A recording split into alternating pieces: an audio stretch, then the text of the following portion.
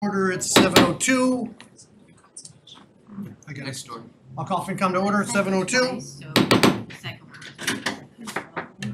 And yeah, no one wants to be here from the public. Alright, so like I said, so Joe Carnahan is sick, so he won't be attending.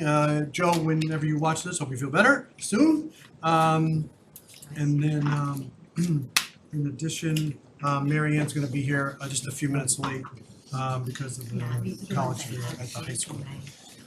So I'm going to take the agenda a little bit out of order just to save town staff from hearing any kind of liaison reports. We'll just do that at the end, just in case we dive into something as it relates to recent meetings. So why don't we'll just kick right off, and Matt, into doing the budget presentations. So we're gonna hear from the Finance Department, Department of Public Works, the Library, and Facilities. And then we are going to discuss and vote on the warrant articles, on the FY25 budget and the annual town warrant articles. Jackie snuck this in there, I didn't read it fully. We have to discuss FinCom's report to town meeting. Thanks, Jackie, for sticking that in there, or Matt, thank you for sticking that in there. That's another one of the great responsibilities as a chair, that you get to do that little piece of work. Then we'll talk about future agendas, and then we'll approve prior meeting minutes. And then actually what we'll do is we'll do the liaison reports. Actually, we'll do liaison reports after we let town staff go. Sure. After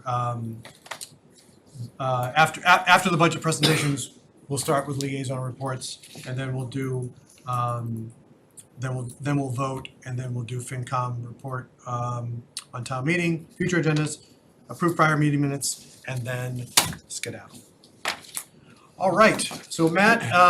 Yes. Now it's official. We can take the acting away, right? Yes. Like we tried to do this. We're trendsetters. We're always early. But congratulations again, Matt. Glad it's official. We can take the acting away from all the documentation. Looking forward to that. All right. Thank you very much. I appreciate that. Thank you so much. And we're going to get right into it. Just like you said, we'll start with the Finance Department. That's found on page 72. And then you'll hear from the Department of Public Works. Our new director, Chris Cole, is here to speak about Public Works. He'll also cover enterprise funds. And then we'll hear Amy Landon is here from the library. And Joe Huggins will be on Zoom to talk about facilities. So awesome. We can turn it right over to Sharon if you're ready. And is Jackie going to share? Jackie, could you share the page 72. The budget, page 72? Jackie. I mean, I could share it. No, she's right there. Yep. Yeah. So Great. I had to run out to get it. Gone or? No. Okay. So on page 72, you can see. Can you scroll down so you can see the chart? That's good. Thank you. So you can see the Finance Department budget overall is going up 3.9%, 3.2% accounting, 3.5% for assessing, and then general finance 4.4%. Can you scroll to the next page, please? So you can see overall, there's a 4.2% increase in wages. So all of my staff is non-union staff. So non-union staff gets a COLA of 1.25% this year. And then there's a step. And the step is 2.35% for non-management staff and 2.5% for management staff. So you're looking at 3.6 to 3.75. So you notice that this is a little bit higher. And the reason for that is as of July 1st, I took on Chief Financial Officer in addition to the town accountant. And so that forces me to push some of my stuff down. So as a result, some of my staff is taking on a little bit more. So my assistant town accountant, my assistant treasurer, and my assistant finance director, or now she's the assistant CFO, all have additional responsibilities. So coming into next year, we're going to ask for their jobs to be reclassified just to include those additional tasks. It's not a major change, it's just slightly over the 4% that we requested. And then our expenses up 2.1%. The only real major change there is the assessing. We have a regional contract for our assessor, and his contract's going up 5.1%. Other than that, everything else, there might be a couple reductions, but nothing increased other than that, so. As far as it goes, I think it's pretty uninteresting unless you guys have questions. Sharon, on the assessor, the FY24 budget's up considerably from 23. Do you know why? Like Which line? like is just the assessor on page 73, the assessor line. If you look at FY23 to the budget, it's up considerably. So, to the budget year over year is only up, 3.5, but what happened there? Exactly. So in fiscal 23, we actually had a three-way split. There was 3 communities that he was working for. And then when we were building this budget, it was told to us that it would only be the original 2, which is Wakefield and Reading. And so to be sure, this is a split between 2 cities or 2 towns. He's still doing the other community, Linfield, so if he stays there, it will only be an infusion to free cash, but better safe than sorry. When we were building this budget, it was supposed to be 2. He was saying, I don't want to do the other one, it's just a lot, and now he's reconsidered. So we'll see if he stays on track with that. So we're doing it based on his salary and wages, his salary and benefits being split between 2 communities instead of 3, because it was 3. Is that the net of the 2 or is that the gross? So the number that you see there, that 76,000, that is split 3 ways. So his But the 113, is that the split 2 ways. 2 ways? So that's, are we getting paid back any of that or is that? So he's an employee of Wakefield, so we pay them. And so it's a budget there, but I'm only gonna pay them what they bill me, and they're gonna bill me accordingly, whether he's working for 2 communities or 3. If he works for 3, we're gonna have the savings. If he works just the 2, so it's still kind of up in the air. So see if he can manage it. If he can do that, it will be savings to us. How often does that reconcile? Is it like monthly, quarterly? Like, so say he does it for 6 months, do we get the benefit of the 6 months? Yeah, I mean, I would think if he starts the year, he'll finish the year, and it sounds like he's gonna do all 3, but when we were building the budget, he's like, I don't know if I'm gonna be able to manage it. More time passes, he's like, okay, I'm getting the hang of this 3rd community, maybe it's possible. It's a lot to do too, so 3 is quite challenging. So. So the 113 already for this current fiscal year already thought he was going to cut that rate. Fiscal 23, he was split 3 ways. I think we budgeted when we were budgeting fiscal 24, we didn't know he was gonna do the 3rd community at that time. And then we were thinking we were gonna get savings, and So we we're didn't. pretty sure we'll get the savings. Yeah, for I'm pretty 24. sure, yeah, because it sounds like he's changed his mind that he might keep all 3, which really benefits us anyway, but it will come back to free cash if he does.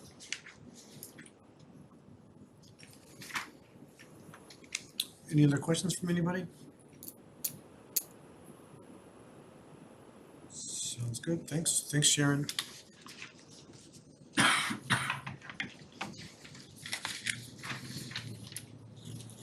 Sure.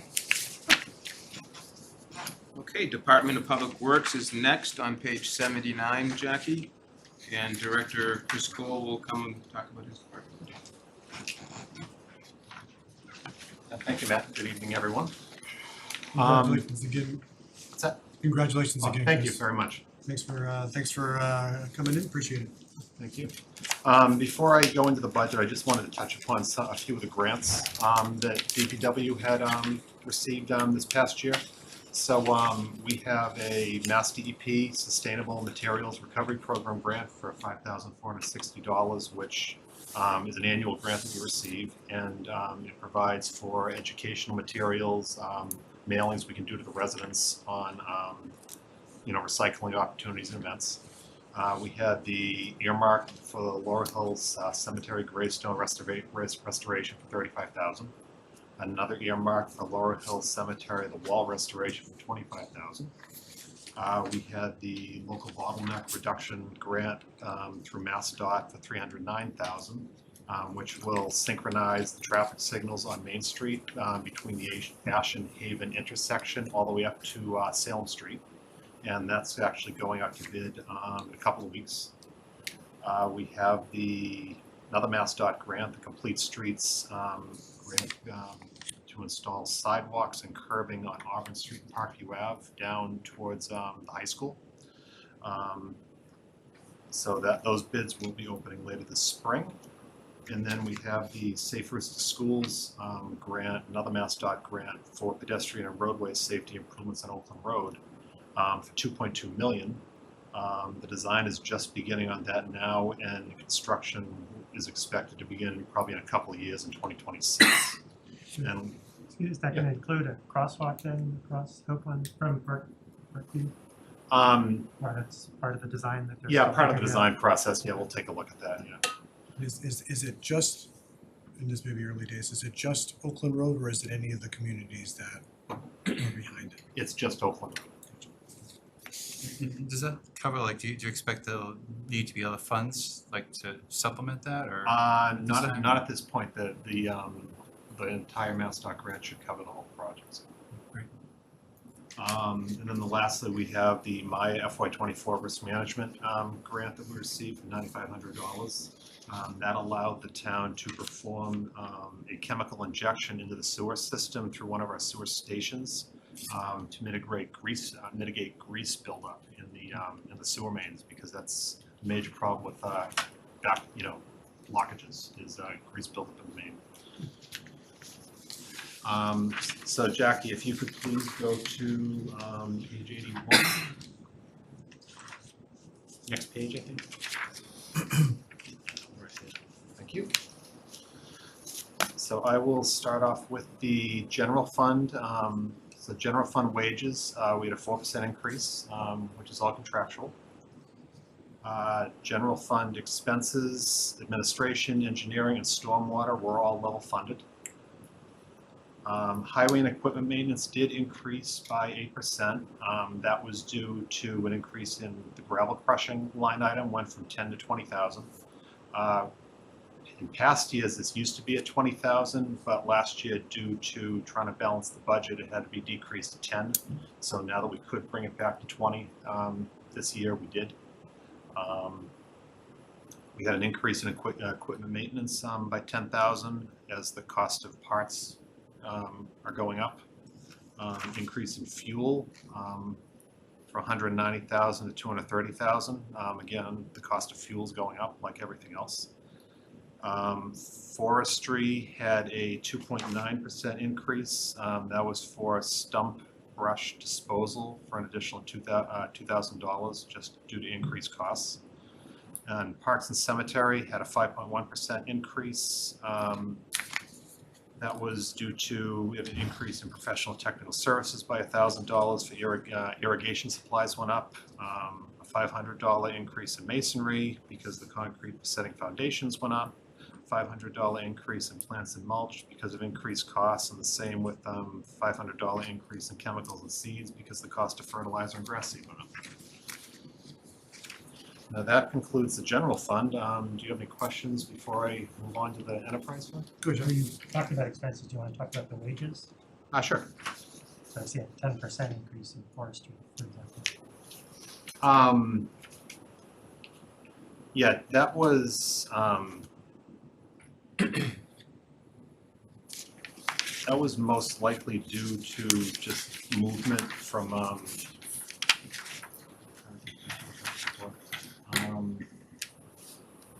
Usually when we see things move, then we see something go down. Yeah. To correspond with that one going up. Oh, wait.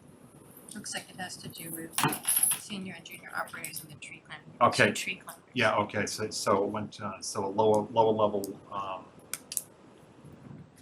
position went to got promoted to a higher level position.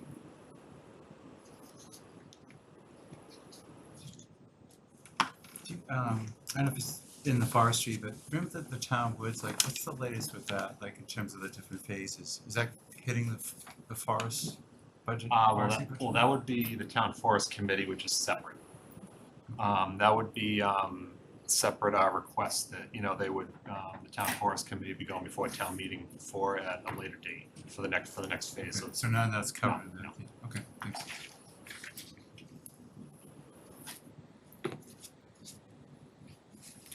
we're good on that one?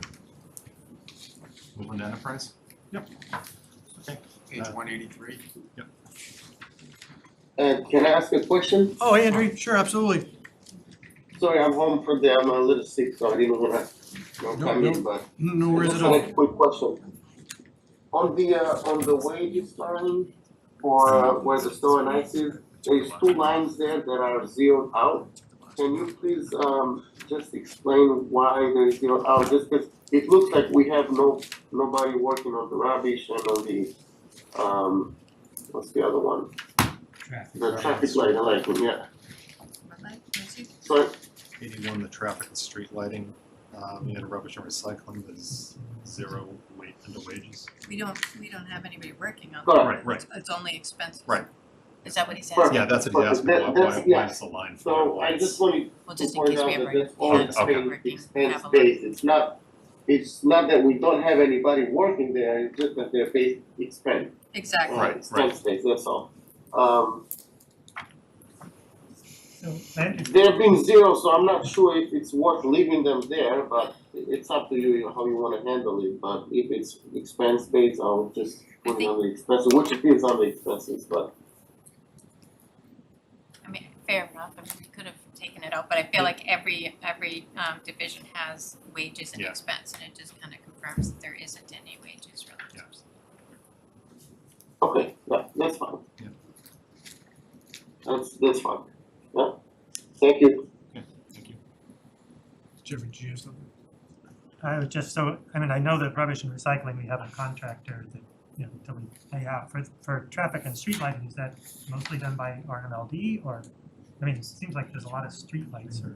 Well, no, traffic and street lighting is all, any repairs are outsourced, and engineering, DPW oversees that. Yeah, our staff isn't even most of the retired, we kind of professional services, yeah. And then also with the street lighting have the electricity Yeah, related the stuff. street lighting would be, So there'd be the component Yeah, of the electricity for electricity the and then streetlights. also, yeah, and then also any repairs that we make to the street. Thank you. okay, if we go to enterprise funds, Jackie, 183?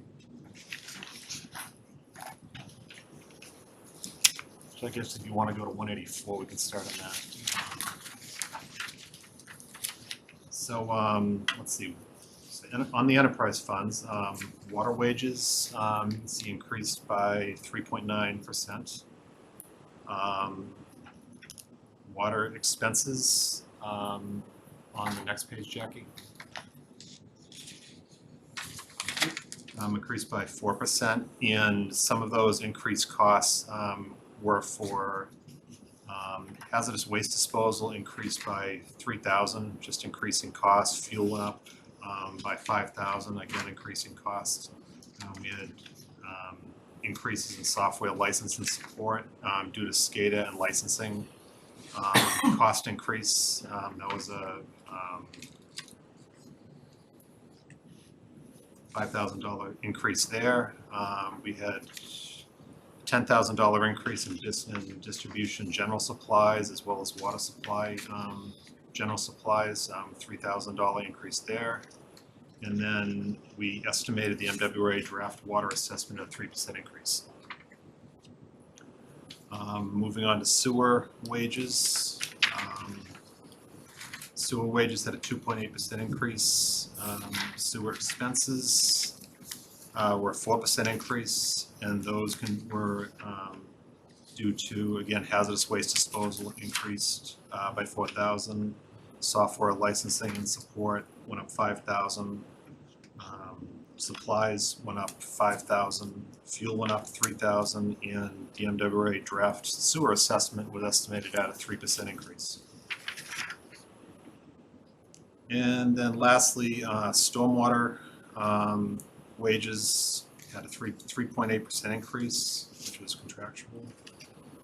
Stormwater expenses had a 4% increase, and that was due to professional technical services increased by 10,000 due to we wanted to add increased funding for hauling and testing of street sweepings. So we can we have to test all of our street sweepings now before we can dispose of them, because they're could have unclean things. And then the fuel increased by 4,000 due to increasing costs. Do you have any questions on enterprise? So back on page 186, the capital line. Yep. What's that increase due to?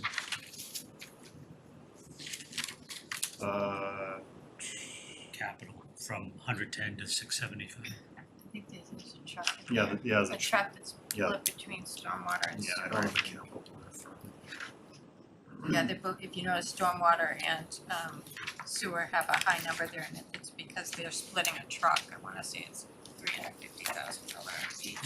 Oh, that's right, that's the, That's written in the, right above. yeah, that's the, that's a new back truck that's Oh, being yeah, a split. vacuum Vacuum truck. truck. 350,000 in stormwater, 350,000 in sewer, So that's for a new vacuum truck. 700,000. 7,000. Do you have one now? We do, we have two of them, but one of them is it's getting old.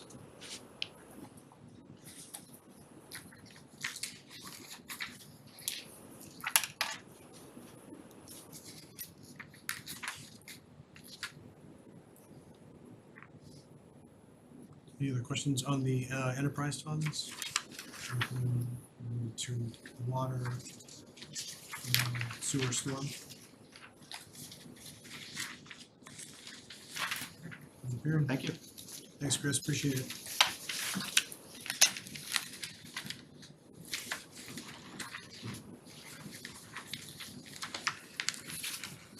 Okay, thank you, Chris. So next we'll have the Reading Library, and that's on page 94, and Amy Lannon will be back. How are ya? Good to see you. Good to see you too. All right, that's the library. So overall, the budget increase is 3.6%, and of that, of that, 3.3% is salaries and 4.9% is expenses. Our salaries are pretty standard, again, 3.3 covers a lot of different, the non-union staff. The divisions themselves separately look a little weird because we're jiggering around some positions, putting people from one division into another. The large jump of 4.9%, from us of $20,000 is mostly due to programming. We are increasing our programming.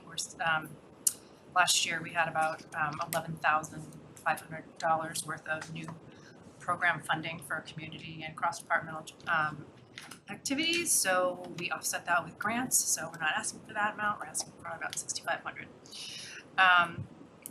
And that is this nutshell summary, and I'm happy to take questions. Go ahead, Jeff. I had a vague impression that there was some talk of moving the Director of Equity and Social Justice out from under the library to the town There manager. was, it just, It doesn't seem not- to- it's not, yeah, and actually, that's, we have a lot of great support for them, that person, so in terms of programming and things like that, so that's one of the reasons to have it stay there for now. Good read. Can I follow up on Jeff's question? So I thought I saw, and I could have been mistaken, that were you adding an assistant for the Division of Equity Yeah, and Social that's Justice, just or is the- that shared with someone else in the library? No, that's basically an internship, so Oh, it's on a seasonal chart and it's just temporary. We happen to have money this year that will take us through June 30th of fiscal year 24. There are no funds earmarked for fiscal year 25. Should we get a grant or should we, have So funds? it's not a permanent add? No. Was that the person, Eamon Langlois, that I saw that, he's a sibling of one of my kid's friends, so. Yeah. It's gonna be doing 3 disability programs for Right, us. that's the blindness programs and stuff, yeah. That's awesome. Any other questions for Amy? Love that. Awesome, All right, thank easy. you.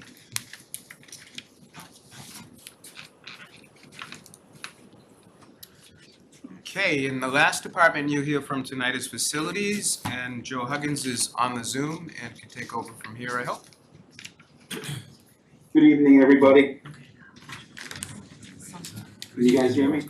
Sure can, Joe. Yes, we can hear you. Thanks for this, Joe, appreciate it. No problem. I got Kevin Cabuzzi, our assistant director, here also with us tonight. if you wanna, we can just go right into the budget, get started there, but I wanted to give just a quick department overview. On that first slide, Jackie, you know, we maintain roughly 1.1 million square feet of space for the town of Reading, and as of, last fall, we're not up to 19 buildings, including the new pavilion building on the Birch Meadow, Park, which is a great addition to the fleet of buildings that we maintain. The budget, as you're looking at it right there for FY25, as you all know, you vote on lines M91 and M92 for core facilities. The overall increase for M91 and M92 is 8.1%. Wages have gone up 4.5% for both the core facilities and town buildings, and that's largely due to step increases for union contracts as well as non-union personnel going up 4.5%. Our expense budget has gone up 9.2%, 9.6% on the core facility side, and it was a 0% increase in the town buildings, which I'll go into on the next slide. As you can see, our wages have gone, like I said, wages have gone up 4.9%. Scroll down, Jack. So the big drivers here in the budget this year, energy expenses have gone up 11.8%. That's largely due to an increase in our natural gas charges, which have gone up 30%. We were lucky enough to negotiate a contract for the energy. We're currently paying $6.62 per decatherm. And we are, in a lot of towns right now, are paying over $10 a decatherm. So had we not negotiated that, we'd be up like another $300,000 on this overall budget. So that's a good thing for the department, but that's what's driving that number up there. Joe, on that piece, is that a long-term thing or is that just go year to year? It's a 3-year contract. This would be the 3rd time we've done one of these contracts. Thanks, Joe. So some of the other drivers that are, you know, if you look at the core maintenance and repair line, 7.2%. We're in the process, actually tomorrow, we're gonna be opening bids for our glass contract, and next week we're gonna be doing roofing. And those contracts, and we pay prevailing wage obviously because we're a municipality, and we're seeing big increases in the prevailing wage rate, which is gonna drive that number up. So we're anticipating an increase in those 2 type of contracts. The next one, which is 7.7%, which is HVAC expenses. Again, we're coming to the end of a contract. We have 3-year contracts for HVAC and most of our other contracts. So we're going to be putting that back out to bid. And again, this is largely driven by, you know, prevailing wage rates and the cost of materials that we're seeing. As everybody knows, a lot of these components have gone up quite a bit over the last few years. The remainder of the lines are level funded all the way down. It's an overall increase of 9.6%. Hey, Jack. Joe, Go ahead. Joe, just a quick question on the first 3 lines. Are you, for FY24, are you sort of tracking, do you think you'll be within the budget for 24? Yeah, the increase, I have it here somewhere. Right now, we're paying $4.62 per decatherm. Beginning in June is when the contract starts. We go up to $6.61 per decatherm. So to answer your question, yes, we're tracking okay. But and I'm gonna let Kevin explain a little bit about that. Really quickly, what we do if you guys don't mind, a quick brief explanation of how we control our utilities, because the utilities, as you can see, make up a huge portion of the overall budget. Kevin, you want to give them a quick rundown on what we're doing down there in facilities to manage the utility costs? Good evening, everybody. Kevin Cabuzzi, Assistant Director of Facilities Department. Right when Joe started, one of the first things that he did was to institute a pretty vigorous PM program. It's something that we were lacking. And with the PM program, it allows us to make sure that the equipment is operating efficiently and effectively. And it also helps us develop the capital plan because we have hands and eyes on it more regularly. So we can identify sooner, the hope is we can identify sooner when we've got to replace a piece of equipment and we can get it into the capital plan. With the solid PM program, we want to obviously limit our breakdowns, and the goal is obviously we want to be as proactive as possible and limit being reactive. You can't completely limit it, but we want to keep it to an absolute minimum, and I think we've been very successful with that because of the PMs. A lot of the PMs that we do are actually done by our outside vendors, like fire alarm, fire sprinkler, all the security systems we have, HVAC, boilers, roofing, things like that. And again, it allows us to have an idea of where we are with certain systems. Is this failing? Are we going to be able to get 5 to 10 more years out of something? And with all these people coming in and seeing the systems, and I talk to them on a regular basis, I'm dealing with them face to face. One thing that I hear regularly is, how well we maintain our systems compared to other municipalities. And it makes us feel good that we're doing the right thing, and hopefully it makes you guys feel good that these PM programs are paying off. So just to build on that a little bit more, I know you guys probably want to get out of here, but the energy management piece of it is a big part of Kevin's job, and he manages the all of the occupancy times to start the buildings. So we're turning the buildings on not all at once, but ramping them up slowly to conserve energy, so we avoid peak charges with our electricity, and to sort of optimize run times. So to answer this, sort of answers the question you'd asked me a minute ago. Are we tracking well? And yeah, we're tracking well because we're monitoring it, and we're tracking our expenses and our consumption on all three utilities: natural gas, electricity, and water. Thank you, Kevin. Welcome. So, Joe, Kevin, just a kind of follow-up question for me. Kevin, you mentioned that, kind of other people come in and they mention the status and the condition of our, is it strictly, like, is there something that, like, in addition that you can attribute or they attribute it to? Is it just this program? Is it the level of staff? Is it all of the above? Are there things that we do that are, because I'm asking the question is if it's one or two people, do we need to wrap that person in, or those people in bubble wrap? Or, what's the secret sauce there so that we can continue that, kind of going forward?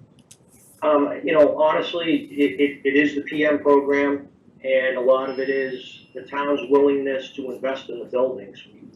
With Joe and I, our department, we consider ourselves fortunate that the town has invested in their buildings and put the equipment in that they have. Even collaborating with the Resco and having that project happen. I mean, we replaced equipment that was old, wasn't necessarily failing, but we got some state-of-the-art equipment out of that. So it is the PM program, but it's also the town's willingness to invest in the buildings. It's paid off.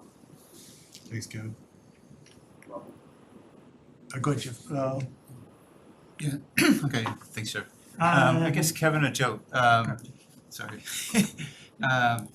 Did you say the PM program includes like review of whatever trucks is that part of that program? No, Public Works has a separate software package they use to do their equipment maintenance and tracking repairs and whatnot. We have a platform that we use that I looked yesterday. We have about 2,500 pieces of mechanical equipment entered into our system right now, and the list is growing. And we've added things like genie lifts and bobcats and stuff like that into it on our side, because we, even though DPW maintains those for us, we want to know how we're doing on that, that type of stuff. But it's ever evolving, and what happens is these PMs get spit out on a quarterly basis, depending on the, the intervals for service, like for rooftop equipment or boilers. And then it's also important to mention that one of the big things that we do, which is very time consuming, is that when a vendor comes in and repairs a piece of equipment for us, it's in a work order. When the bill comes in, that invoice is charged against the building, and it's also charged against the piece of equipment associated with the repair. And like Kevin was saying earlier, that's how we build the capital plan. We look for, like, for lack of a better word, a repeat offender that's starting to cost us big money. We target that for capital. So it's all inclusive. And we also, track our energy through the same software platform. But some of it must be more of an art than a science though, right? Like is it? Yeah. So. Yep. Okay. Bob Wallace used to say that it's more of an art than a science, and we don't have a crystal ball, but the best thing we can do, and that's why I wanted Kevin to speak on the PM program, because that drives it. If you're not out there and working on the equipment and maintaining it, then you really don't know what the condition. And a lot of times it might be a simple PM, but we'll get notified that you need to do a repair on this before it becomes an issue. So it's pretty intuitive. Thank you. So I was looking at the line item for outsourced cleaning services under town buildings expenses. And I see it's level funded at 0%. And I'm remembering, I think, last year about this time, we were looking at the outsourced cleaning services contracts for the schools, which had some kind of a significant step from year to year that was, part of the contract that was negotiated. It went up several percent every year. So I'm just, did we get really lucky with the contract here? Are we reducing what we're asking so that the cost stays the same, even though, typically, these contracts would go up year to year?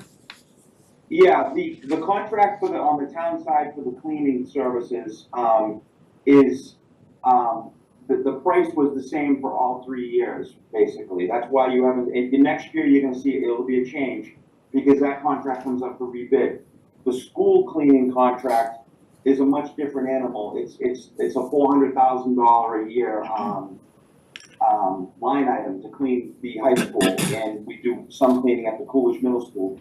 But included in that are extra cleanings that are built into the contract, and also there was an escalation year over year in that contract because there's a great deal of supplies and equipment that they provide for us, and of course those costs go up. We're talking about a much smaller scale here at the on the town buildings. It's what, almost 100,000, 93,000? It's like a quarter of the size of the school budget. So I guess it doesn't, it's not like an order of magnitude different there. But I guess right.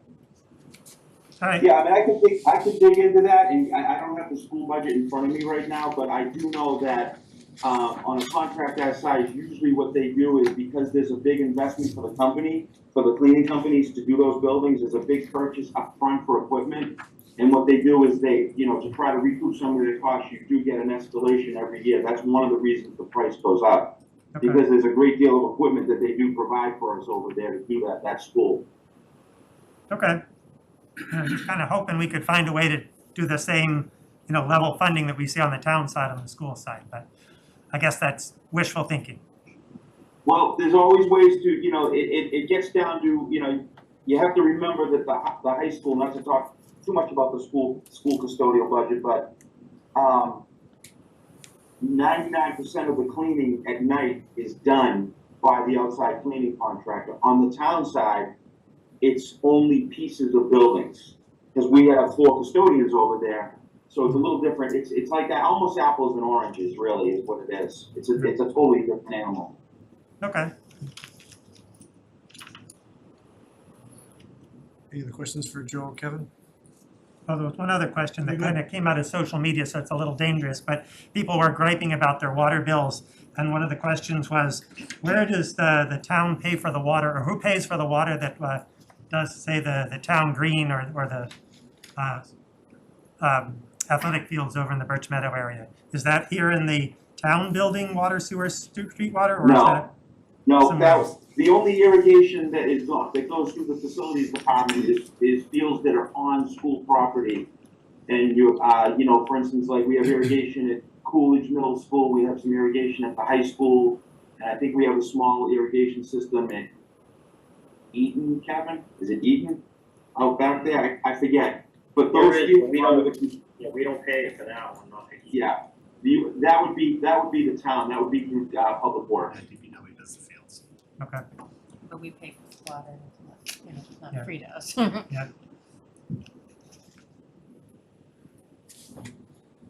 Any other questions for Joe or Kevin? Guys, thanks so much. Really appreciate it. Thanks again for all the hard work. It's awesome to hear you know, all the progress and hearing that, you know, kind of third party feedback. It's really great to hear. Great job. Well, thank you for having us, thank you very much. Thank you. Thanks, Joe and Kevin. Appreciate it. Thank you. Matt, before we kind of, well, and maybe before we let, you know, kind of Sharon go, I know there was a couple items that that Jackie had kind of sent back through to me. Right. And so just more of a heads up for the rest of the committee. First there was a question, I think it was on last week's, about Birch Meadow. We had a question about Birch Meadow. That line item for Birch Meadow is not for the master plan, it's for the parking lot, streetscape, school specific stuff. So, so I wasn't sure, because of the way I get them, I never know if it's going just to me or to everyone else. So if I'm repeating stuff that our people already know, then I apologize. But I'd rather say it out of better to share it. The second thing is Jackie sent over to me a few questions that we had 2 weeks ago for Dr. Pinto on the schools. I actually have it. You got those too? Jesus, okay, twice. So maybe the public might want to, if they're pertinent to what the public might want to hear, because they can't see it. Yeah, so I am not gonna read that, but I do have it. So I'm glad that you have, that the committee got that piece of it. And then the third one was the RCTV one, and then everyone got the RCTV one as well? I got an email without the attachment. It's so- the attachment. And then she sent The attachment is in there. I got one with the attachment originally. Well, I only had certain people saved in my address list, and I was having trouble getting the FinCom distribution list to work on Perfect. my That's good. computers. All right. And I was You gonna have resent it? Jackie send She it. just resent it. I was able to figure it out after. So yeah, because I have it. And so You got it the probably service, twice, John, what I'm doing. one of It's- the originals. It's extra service. So actually, I just found Marion, I just found the stuff from Dr. Pinto. So just to share it for folks, the question that we had is, change in expenses forecast for substitutes. His answer, was the pay for substitutes has now been accounted for under other salaries category in both cost centers. The line represents a summary line. We pay for substitutes carefully and have budgeted for daily and long-term teacher substitutes, as well as paraprofessionals, nursing, and custodial substitutes. The second question we had is, what's the balance that can be carried forward in the revolving funds? Rather long answer, but the revolving funds separately account for specific revenue and earmark them for expenditure without appropriation for particular purposes to support the activity, program, or service. Typically, revolving funds are authorized by state law for programs or services with expenses that, one, fluctuate with demand, and two, can be matched with fees. The one on the food services is maintained in net cash resources equivalent to 3 months average expenditures. So that was on that one. The last question that we had for Dr. Pinto was, can you provide some background on the Libby donation account?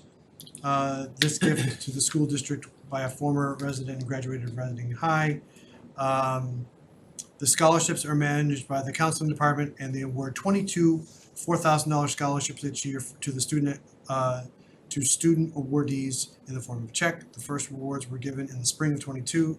The scholarship is awarded to, quote, deserving and underprivileged students, quote, deserving and underprivileged, unquote, students residing in Reading and graduating from RMHS according to Libby's direction. So those were the items that were on that one. And of course, Jackie put it up there, so I didn't even have to say it. But thank you, Jackie, for doing that. Cool, so I think that's, were there any other questions regarding any of the things around the budget presentations? Yeah, go ahead, I Joe. don't know if it makes sense, but you know the RCTV spreadsheet? Yes. I was just trying to look at it, I'm not sure if I'm reading it correctly. Does that mean looks like it'll be unfavorable for 2025? That's the assumption that I made. Didn't she say that because we're not getting as many people are cutting the cord? Yes. But do we have to worry about that now, or? I just cut the cord too, but I'm not gonna, I'm contributing. Yes, so Joe, this may not be something you wanna share. You're part of the problem. Yeah. Added channel somehow. Yeah, no, I'm just trying to think, like, do we need to get ahead of that, or I mean, what's the process to? So Sharon, quick question on the RCTV one, Joe was just asking, because we're looking at, kind of 25, like we're starting to see more of a deficit, what's the practice from, like, when that occurs? Is that more of an RCTV problem versus, is it kind of flow back from them in what they need to do on their side? Yeah, I mean, it really, from my understanding, isn't something that we have to supplement. We can if we'd like to, but it's one of those things where cable subscribers are on the decline, and so. Yeah, Joe admitted it. And they also, I had spoken to Bill, and he had said something about legislation that was trying to get a piece of the streaming, say through Netflix. Yeah, and that might help increase some of their revenue. So they're working on it. And then when we have new contracts, of course, they will try and negotiate more capital and stuff. So these numbers are going down primarily because both contracts are done paying their capital portion to them. And then it's only, per prescriber that they're getting. And so, and you were mentioning that the town could, but the town never has. It's never had to. It's never had to. I mean, years ago, everybody had cable. It's more of a, you're starting to see it more and more frequently that people are just streaming, and I haven't had cable in 12 or 13 years, so, so like. It's a whole thing. You don't limit it. And can I ask a question? Of course, Andrew, go ahead. Shan, this is more for you, but in the Excel file that you're sharing, it says that they added reserved to support the operating funds. Do we know how much they have in reserves? I actually have their financial statements, so I could look it up, but I don't have it. I don't think it's there. Is So, it when add reserved from? Yeah, Yeah. I mean, I know that. the point that I'm trying to make is they probably have some reserves, so it's probably a good idea to just look how much they have, and then we can. I want to say, if I had to guess, it was like 400,000. We're not talking big money, but that was this is just from memory. I could be wrong. I mean, I think they are concerned. They have, us as their primary source of revenue coming from the cable company. So this trying to grab a piece of the streaming is another avenue to get more funding, because more and more people have gone that direction, and that will just put them out of business, it seems. But and then obviously I don't know if there's intent to consider supplementing that, but currently there's no plan for that. Thank you. And But, I mean, we might need to supplement it if we continue to want to have RCTV covering all of it. Yeah, no, it's a great service, and that might be something we put in a future budget. We want to see how the streaming bill goes through at the State House too, if they are able to get a piece of some of the Netflix money or whatever that may help, at least in the short term. Yeah. But we negotiate those licenses every 5 to 10 years, and so that all those formulas were baked into the license, including the capital money. So everybody sort of knew what they were getting into when we negotiated the licenses, and everybody agreed. But that's just the nature of the market right now. that was Yep. it. There are some communities that do this work by themselves in-house at the town. Like say we didn't have an RCTV, we could have a department of the town that You does could do that, this. right? Yeah, that's another option. Yeah. We've never had to do that. We've always had RCTVs. So you just annex them. Huh? You just take them on. Yeah, we Just have a something- department yeah, that does you would that. just Yeah, buy, become a town you would just, department. you would just officially buy RCTV, I'm Right. just trying to create some controversy. I think No, that's- Tewksbury yeah. Not buy, does but it you, that I way. mean, we have no intent of doing it. We wouldn't buy them. The hostile takeover of RCTV. But that money Multimedia. that comes to us, the intent is that we use it for education, for, public access Yeah, and no, for the absolutely. government broadcast scheme, so. It's a fabulous resource, and I wag a finger at everyone that's cutting the cord. Awesome. So you're gonna do liaison reports? We'll do liaison reports Okay. now, and then And then we'll go to the warrant. we'll go to the warrant. Okay. So I will open it up. Anyone that has a liaison report? Oh, Chris, Amy, thanks so much for coming. Joe, Kevin, thanks again. Appreciate your presentations. Thanks, guys. What'd you say? Chris is there. Okay, thanks. Thank you. I'll open up to the floor, liaison reports. Anyone wants to start, just raise a hand. Don't all jump at once. Nice. Who wants to touch it? touch it. All right, well, I'll go first, just from Killam School Committee. We since our last meeting, we had one communication meeting, and then we had the school building committee meeting on Monday. Mainly the things that we did in the Killam meeting was we kind of officially, for the rest of the committee, talked about the website and went through that. But I think the main thing, just to be able to kind of get out and into the through the website, there's a lot of kind of calendar stuff that's coming up. There is actually something next Thursday. We're posted for something next week. Yeah, it's next Thursday. I think there's a traffic one. It's not tomorrow. There's a community outreach Yeah. meeting. Yes, it's about traffic. Is it Monday or Tuesday? I think. It's Monday, Thanks, Right. Jackie. I should be more. Monday at 7 at the Killam. Yeah, at Killam. I should be more prepared for these things. I wasn't prepared to talk this evening. But the other thing that was really interesting in the designer and the OPM were kind of just talking through the calendar. We are really in the thick of it now. It's really a lot of the educational plans, a lot of the studies, the things on energy efficiency are all kind of going through, and it's starting to, they're all of the information gathering. There's a method to the madness. It takes a long time to be able to do, but it was startling and to me that they're kind of really ramping up to for May. To be able to have something that goes to the MSBA, so I think from that perspective, it's kind of full steam ahead.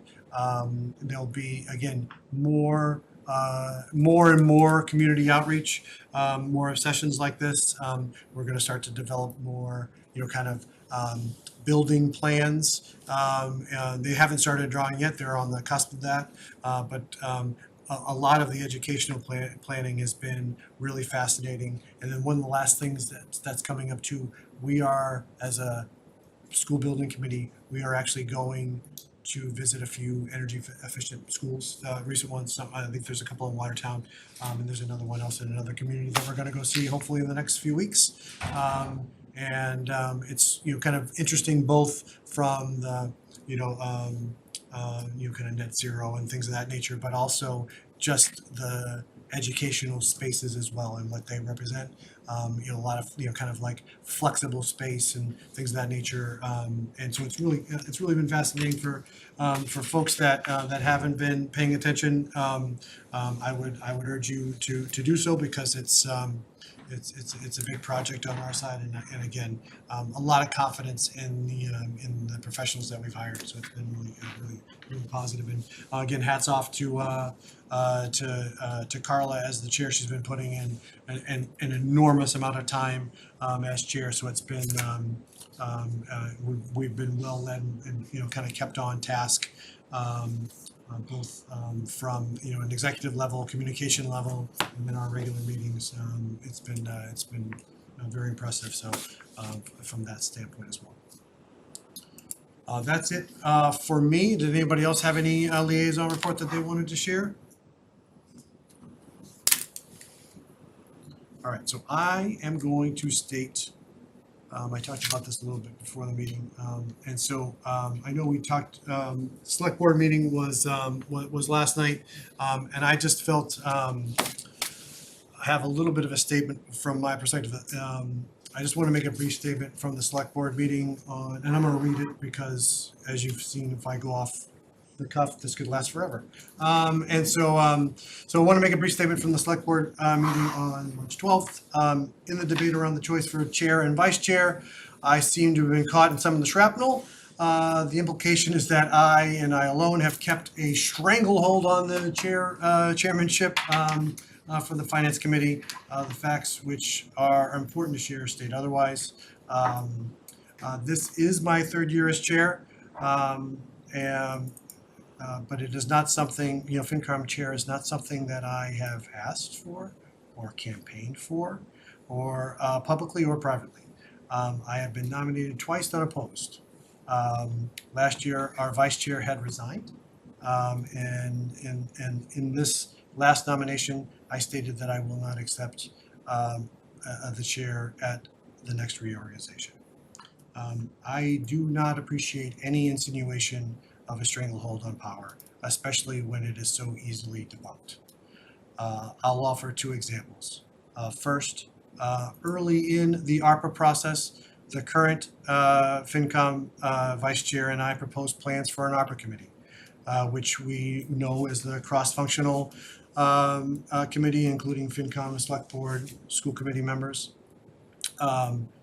First, we got our hands slapped because we were even bold enough to actually propose such a thing. But as it started to crystallize, the other boards included either a chair or a vice chair.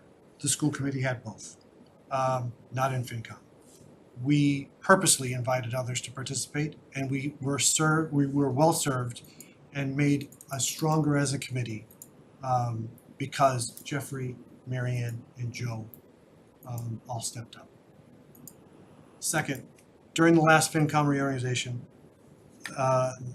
the person that the select board member would like to see as chair was in fact nominated for vice chair by me.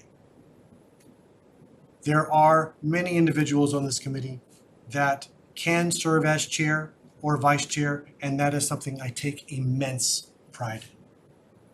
I thoroughly enjoy the members on this committee and the interactions we've had with each other and of course with town and staff. Lastly, just kind of one small comment on the events from the select board meeting. I didn't see much of it. I was traveling yesterday. Like I said, my phone blew up as it was going on because of the mentions. But I'm embarrassed by the events of the last few weeks. Matt, specifically, I am sorry your first days as town managers have started this way. You deserve better. The town deserves better. I am sorry to any of town staff that's had to witness this. I'll state again that everybody is watching. I'm disappointed for all of the volunteers. I'm worried about the well running dry on volunteers. And lastly, I am disappointed in the audience.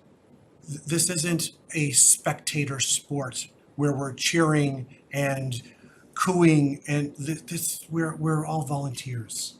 I'm also disappointed in that some of our elected volunteers didn't step up to help calm folks down.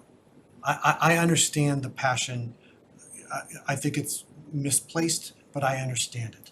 But we all need to do better. The select board needs to do better. So that's all I have.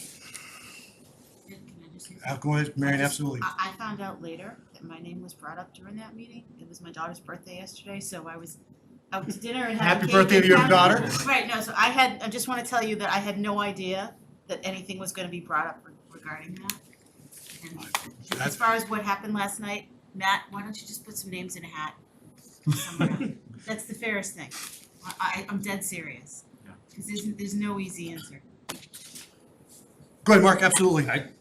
No comment about any of that. Please, I would just ask Matt that, like, you know, if there's anything that the finance committee can be brought in related to this, because I've heard that there is.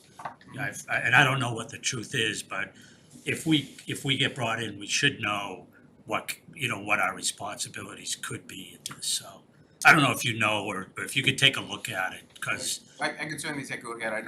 I don't know specifically what you're referring to, but Well, I heard that if there's like 100, and I don't know if this is true or not, like 100 citizens could petition for the finance committee to investigate, so I don't know if Finance that's committee? true.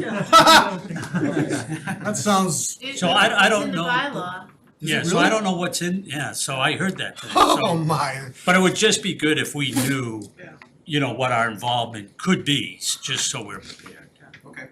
It's not Go ahead, financial in Emily. nature, it seems like a weird. I would Yeah. say, We gotta I sit think together. the intent, the way I read it was that if there's like, any suspicion of financial malfeasance. There we go. But the way it's written is if you need to investigate into any records, like full stop, so that you could It also interpret says that. investigate the management, cause I saw that too, and I Oh, was like, yeah. wow. But it'd be good to know, I in Matt. fact showed it just- to people, I said, Okay, "You're yeah, talking I about mean, one." things are being looked at, so, sure. Really, in any charter, like, I'm sorry, I'm speaking out of turn, shouldn't there, every government should have some group, whether it's select board investigate, like somebody should be able to investigate other things, I don't know. Advocate for the finance committee. I didn't. No, I know you weren't. All right, well, any other liaison report or anything else you wanted to share? Actually, this leads into the warrants, Yeah. because if some people noticed, I had a letter to editor and I was addressing things that, not knowing what would happen, tomorrow night, but the first night of town meeting is supposed to start on the first night of Hanukkah. Yes. And so that was just, I was gonna raise that here because I thought they would bring it up at select board last night, obviously they never got to it. I wrote a letter to the select board that mentioned that, in addition to, I hope, It did come up last night. the Hanukkah came up. Passover. It's Passover. I'm sorry, Passover, I Passover, misspoke. I don't know That's what, what I, It because was- I didn't watch the meeting, so It what, was supposed to come up when we talked about future agendas. It came up a little in some of the debate or something. But it will be moved. I'm working with the moderator right now. That won't be on the first night of Passover. By bylaw, it said it had to be on the fourth Monday, and so that was the date that was plugged in. But we were made aware that that's the first night of Passover, and it will be moved. I don't have a specific date yet because there's a couple different ways we could do it. But I've been talking to Alan Folds about it and the select board about it, so. so my question is though, if we vote on, we don't have to re-vote if you change the date, cause there's the date on the front of this warrant, right? One way to do it is we're thinking of actually opening it on the Monday, just with the moderator and the clerk and 2 town meeting members, and then postponing it to the Thursday. That date would be the same. If the warrant is reopened by the select board and the date is changed, I'll have to check. Maybe you might have to vote on that piece of it again, just the date, but I'm not sure. But nothing's been decided yet. We are, except for the fact that it will move, we won't have it on that night. So that message loud and clear. Yeah. Yes. Yeah, if we have to revote that. Yeah, that's April fine. 22nd, that was just, okay, Right. so, No, that's a good point, though. so that was mentioned last night, Yeah. I couldn't bring myself to watch. So, All right, cool. All right, so then we are now on to the warrant articles. Correct? Is that where we're at? That's correct. We're at the warrant articles, and I did put in your packet the report on the warrant, which includes all the background that town meeting gets. So that's everything we have on the warrant so far. The only other additional things will be motions that will come a little bit later. So hopefully you've had a chance to read it over. This is my first year going through it with you, so I'm not exactly sure how it was. We'll all hold hands How together. it was done, but Sharon is here to help especially because a lot of these are financial articles. Chris Cole is here to help as well, to answer any questions. And so we can just, take it article by article if that's what you want to do. That's perfect, that sounds great. Why don't we do this, why don't we just go through each of the articles, let's go through them all once, Okay, and then have discussion, and then we settle, and then we go, and then we power vote. Maybe Andrea gets tired and, and falls asleep and closes out, and right. we can all do this in person. I'm not trying to say anything, Andrea, but whatever, let's have the discussion first. Okay, and you can, stop and ask questions between the articles, Sounds that's great. fine. And the detail is all there, so I'm not gonna just read what you could easily read, but, Article 1, elections, you don't have to do anything on that. Article 2, written reports, nothing to be done on that. Article 3, instructions. So that's the first 3 right away. Article 4 is the capital improvement plan, and there are some changes. I'll get into, the first 2 that were listed were regarding the Coolidge alarm panel and also the field house floor. There's a separate article on that later, so I'll get into that later. But after that is just the list of changes that we have to capital. We can answer specific questions if you have any questions on that. I was able to put that together mostly with Sharon's help and with some of the departments. So those are the capital changes that will be on that article. Go ahead, Jeffrey. I did have one question on the last FY25 changes, plus 5,000 for the cemetery Ford sedan, move out 1 year. So usually, like the sander truck was moved out and the expense goes down because it's pushed out to a different year. But here the expense went up and the comment says it was moved out. So It's moved out 1 year and it's being increased by $5,000. but if it's moved out 1 year, then that $5,000 increase should be in the next year, I right? think it wasn't 24, It was 24. It was in fiscal 24, moved out to 25. So then the move out 1 year is So left over from when it was moved, and it should just be stricken for this. It's just a cost increase for this fiscal year, right? I'll double check, I don't remember. It says move out 1 year, but it could be just the cost was changed 5,000, We can it's maybe improper. I'll double check it. Okay. We'll check on that. The other question I had is something as part of our green communities work that we're doing, there was some discussion about trying to have green vehicles. And I wonder, is that driver's ed vehicle there, is that going to be a hybrid or electric vehicle or a regular Not for that internal price. combustion? This is the amount that was given to me by facilities regarding the price for the car, so I don't know, that doesn't sound like an electric vehicle to me.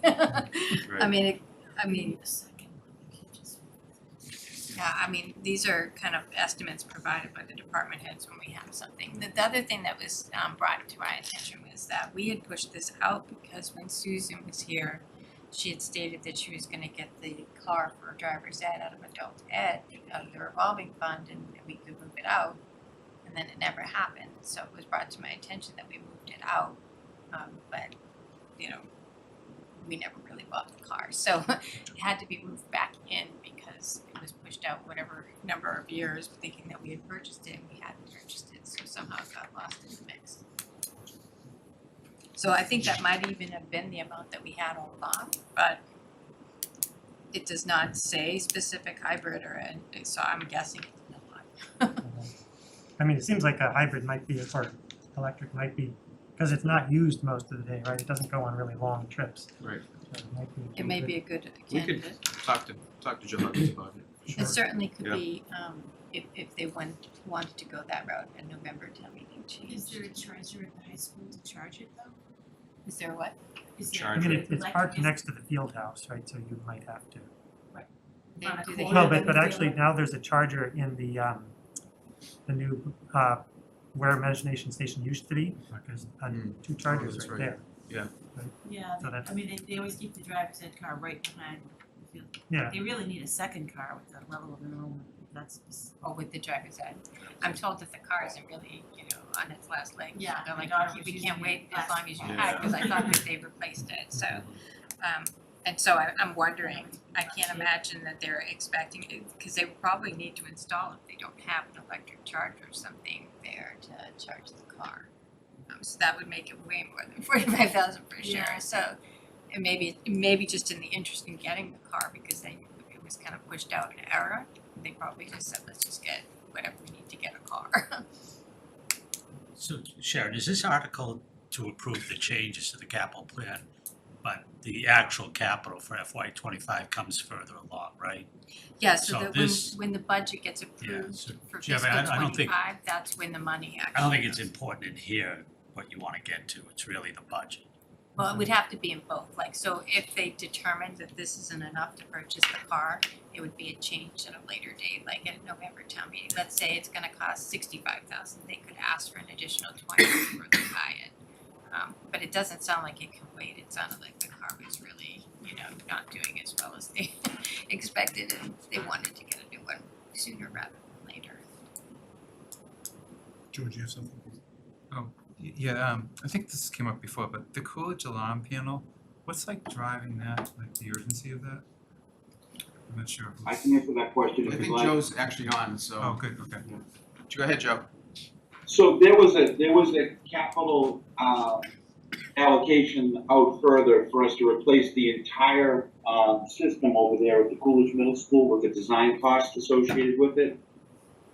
And we had consulted with, our electrical engineer as well as our, fire alarm company at a more cost-effective way to do it that would not be as invasive. So what we're doing is replacing just the panel and a number of the devices out in the field over there. We've been working with Reading Fire on this, they're aware of this project.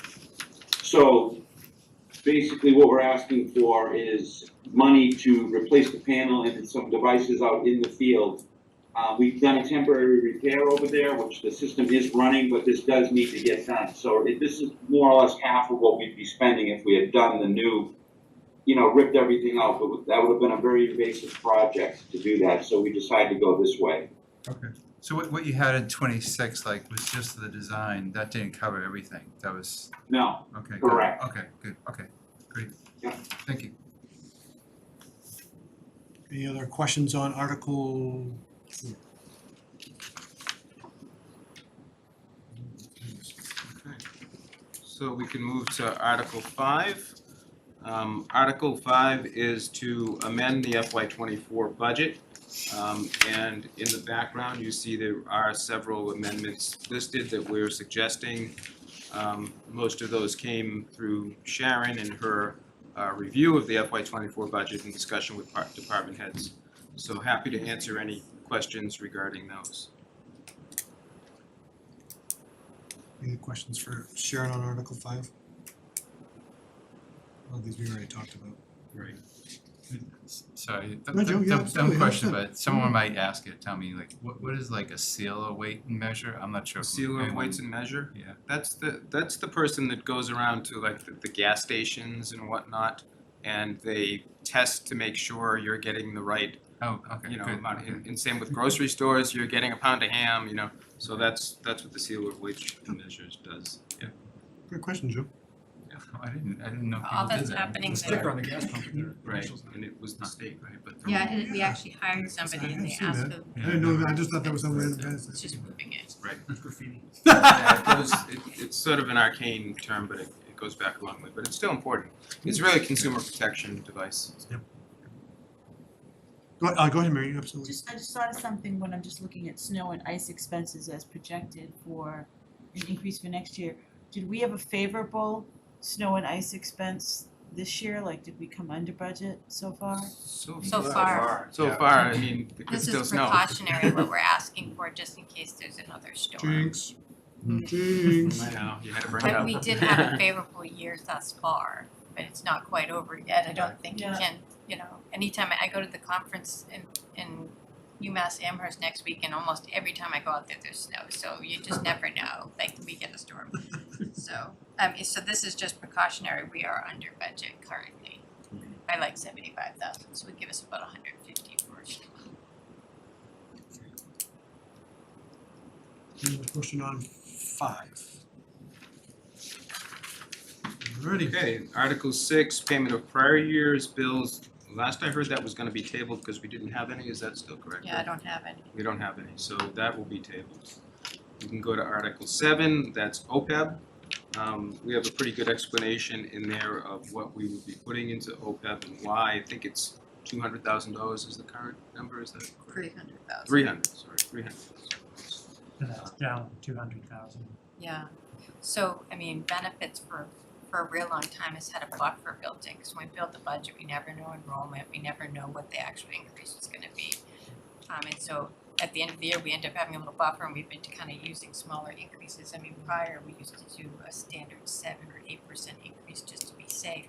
But we had some years where, when they did the post 65, where they got all of our retirees that were over 65 on Medicare, and so that they were on our supplement plan instead of our, so that changes our demographic, and we ended up having like a reduction. Yeah. And so we had excess built in, and so we utilized that excess by like making it a small number to use in future years, but now we're getting to the point where we've used up a lot of our buffer. Yep. And we use OPEB as a hedge.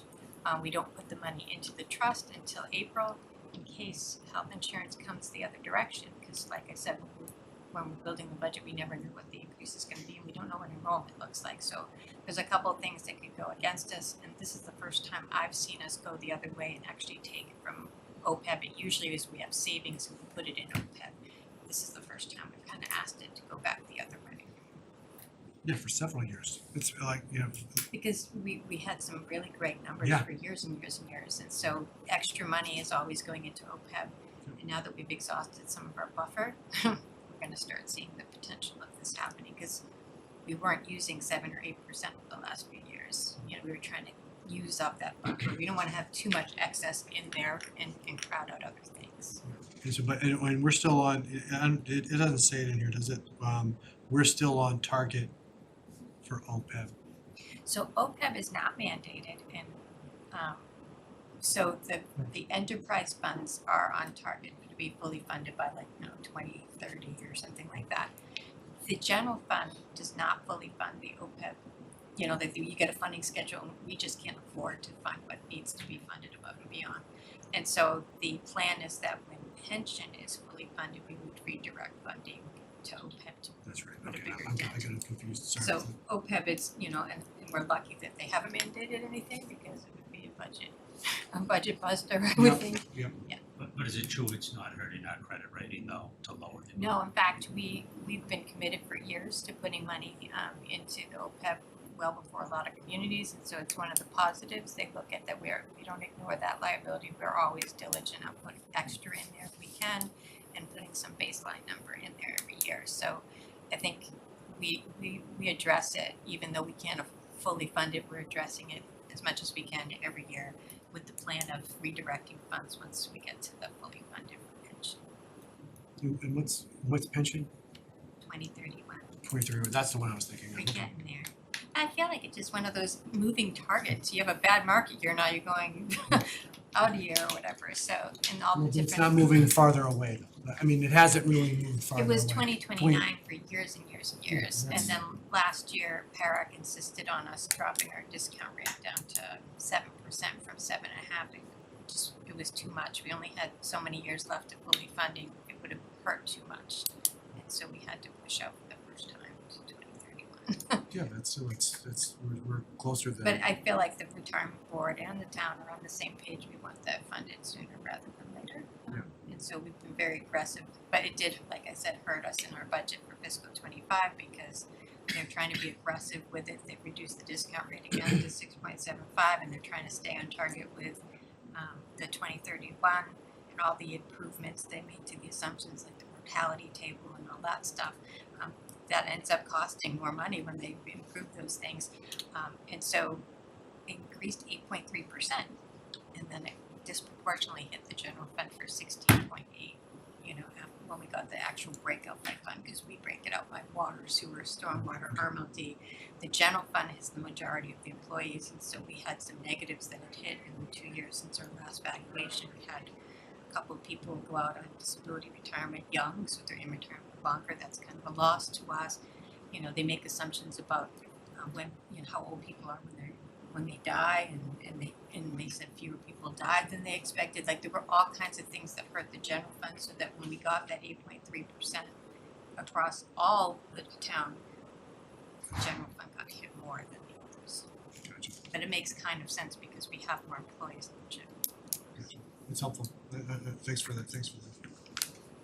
Any other questions on 7? Okay, Article 8 is the article we use to move 40R funds into the Smart Growth Stabilization account. We don't have any right now. We still have it on the warrant because we could get some between now and town meeting. If we don't get any, we'll indefinitely postpone the article. If we do, we'd ask for that transfer, so. Okay. Article 9, I think that was just dealt with by Joe. That was regarding the excess funds from the Parker roof to the Coolidge fire alarm project, so. The white whale. Actually, yeah, no, Yeah. And the same, Article 10 is in 2 parts. Again, dealing with the Parker roof, we need a new floor, and you can see some of the background at the field house. So part 1 is to essentially design the floor. Part 2 is to actually fund the floor, the replacement and bleaches. So there's enough in the Parker roof, mostly to fund that design, I think for $95,000, and then, no? Okay. Article 10 is for are we talking about, Article 10 is Right. for the field house floor. The field house floor is $200,000 for design. Okay. And we're going to use the Oh, yeah, remainder of right, what's yeah. left in Parker roof. Maybe it's like a little under 99,000, and then almost 102,000 in free cash to get that design work done. You get the design work, But that's then it right. brings Parker down to 0, providing that everything that they've encumbered gets spent. There's always that chance that they could have a PO that's, got extra money on it. We might have something later, but this is with the intent of bringing Parker roof down to 0. And then 1.7 million to actually do the project, that would be the borrow. The borrowing, yeah. So that's for the field house floor. for the field house floor and bleachers. And the floor is in need of repair. I put something in the background about that. And also the bleachers are in okay shape, but not ADA compliant currently. So new bleachers would definitely help the project. So that's the big change there. 95,000 was, I think, on the previous article. I think that one. Yeah, That's why I was that's getting the mixed alarm. up. So That when you was said the that, I'm alarm. like, I think you're mixing up Right, the so I skipped that one over. So that's where we are on those, and I think we did it part A and B in case, one of them we didn't want to put it all in one article in case one of them didn't pass, we can do one or the other, but hopefully we need to do the design, so that's Article 10. Any questions on 10? Yeah. So the article is only for the 200 for design, or is it also for the 1.7? So there's part A and part B, we broke it up. Got it. So part A is for the design, part B is for the borrowing for the whole project, to actually do the It's kind of construction. 3 things that are happening. You're voting to appropriate from Parker, Yeah. appropriate free cash, and then authorize a borrow of 1%. And what's the time? Do we have a timing on when we would do the Yeah. floor? We were talking, June? They were saying June of 2025, so they June. probably wouldn't even need to borrow until the end of the year, so the debt payment would be pushed out to 26, so, because they can't have the field house closed before June, so, they have graduation ceremonies Right. could be in there if there's inclement weather. And is the timing June to September, or does it track into the school year? No, I think he said It should be done before the school year. They want to try to do it during the summer. they wanna minimize any like unavailability for the floor. Is the amounts in there, in the article? It's in the motion, I just saw the motion yesterday and I made sure that the amounts were added, I didn't know that it wasn't in here. No. As long as it's in the motion. It's in the motion, which it has to be in the motion, Right. but And now we want some. we should probably change it in here before the book I'll is check with, printed, I'll because check with town council. because on it. I've always Yeah. seen it, it Okay. should be in there, just to make it clear what you're asking, but then Yeah. also too, when we do the presentation, it will be up on the slide, it will be very clear what we're trying to do. Yeah, and now that we know it, we're okay. So- with it. If it's done in the summer, then it can't, like the design will take longer, will The take. design's will be done now, because we're gonna ask for it at April town meeting, so that 200,000 will immediately be used to start doing the design work, so that they're ready to start the floor in June of 2025. So it'll be a FY26 capital expense though. It would be, it would be capital within fiscal 25 because they're gonna start If in it June, starts. yeah. But the debt would probably be issued at the end of the fiscal year, so you wouldn't see the debt payment until the next year, fiscal 26. Because of the timing of it, because we're not gonna start the project until June, because it would mean they'd have to close the field house, and they just can't during the school year. Little kid Jackie's got it up on the thing. Yes, I'm sorry. it's up Yeah, there. that's, I updated the motion yesterday. Thanks for being super efficient, Jackie. Thank you, Jackie. Again. She's like, this would be helpful, let me just put that up. Yeah, let me just pop that back up. She's So listening. She intuitive. is listening to us. No, she's listening. Yeah, that's, yeah. I have more questions, sorry. Go ahead. So the 1.7 is a best estimate as of now, but that could change based on the design? We could, or- but from what I understand, they have an idea of it kind of now, and that there's some contingency built into that number. Okay. So one would hope that it's still enough. Yep. Yep. You never can be sure, Yeah, but No, but the contingency helps. Yeah, Yeah. that contingency, I was just gonna Does say. Joe do that? Is that Joe's? Joe and the yeah, superintendent, we were. I saw that, yeah, they had some kind of estimate already done, just an Yeah, idea. There's Joe. we had our architect do a cost estimate and he revised it. I wanna say about a month and a half, 2 months ago, he did a revision on it and we're still good with the 1.7 and there is contingency built into that. I mean, Joe, no pressure, but we're looking for another Parker roof here. That would be Kevin, nice. then that'll mean Kevin and I are installing the bleachers then. Parker Roof has been the gift that keeps Oh, on giving. Any other questions on Yeah. 10? Just quickly, Oh, go ahead, Joe. I'm assuming, I'm not recommending this, but you could just do the floor without replacing the bleachers, right? Is that, I think you could, although when I spoke to the superintendent and to Joe about it, they felt the bleachers needed to be replaced. It was a good, to refresh the whole gym area. And also ADA Right. compliance. Go ahead, Joe, if you have a comment on that. It's, Yeah, automated. sorry to interrupt you, Matt, I No, apologize. that's fine with me. So, the floor, just so we're clear, the floor goes under the bleachers. Okay, and, what we're proposing to do is to tear the old bleachers out, tear the floor up, have the floor repaired where it needs to be repaired, and then have it waterproofed correctly, and that's part of the reason it failed, to begin with. And then have a new surface put down, which will be similar to what's down there right now, but it'll meet the new guidelines. It'll be a thicker, more forgiving, more resilient surface for play. But, and it'll have the same type of center court. It's just gonna have a more give to it. So, and it's important you do that. You really wouldn't wanna just do the floor and then tear the bleachers out on top of a brand new floor. You kinda have to do it all as one, especially the way because the bleachers roll out over the floor. yeah, I'm just trying to think of questions that may come up too at town meeting, like, and then, for the ADA compliant, like, would that automatically be required if we, like, what's the driver there? Well, the new bleachers will have, first of all, they'll have safety rails built into them, which the other ones do not have. We have to assemble, every time we pull the bleachers out, we have to put the safety rails in place, and then there is no,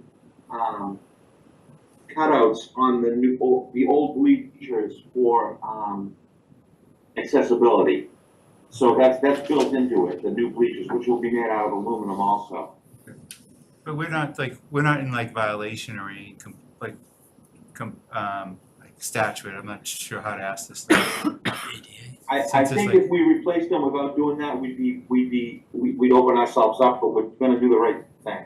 Oh, okay, yeah, no, it makes sense, I'm just trying to think, but right now we're kind of grandfathered by, okay. Yeah, and just so you know, those bleachers are the original ones to the construction of the high school when they built the field house, so they're 1970s vintage. Oh, yeah, they're really comfortable to sit in though. We've all set, no. Sounds good. Any other questions on 10?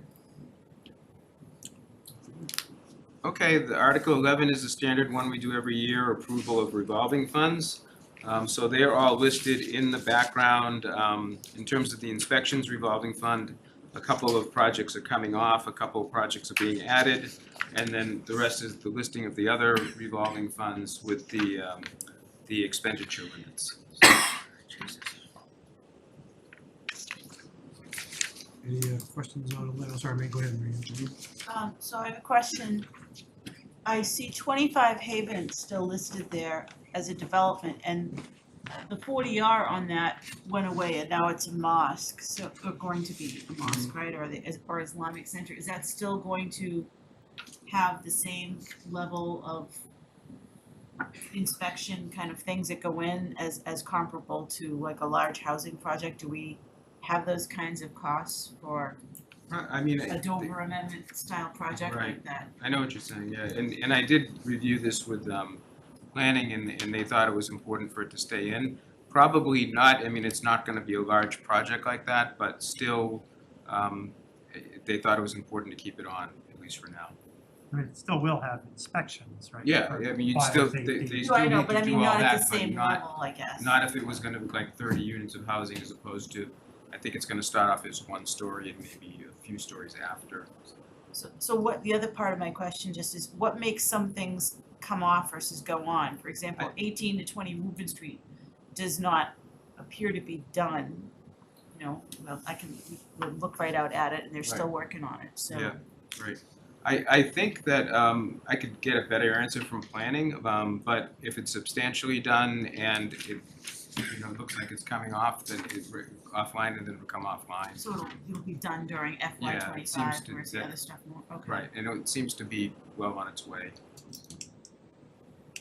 That's all, thank you. Okay, thank you. Any other questions on 11?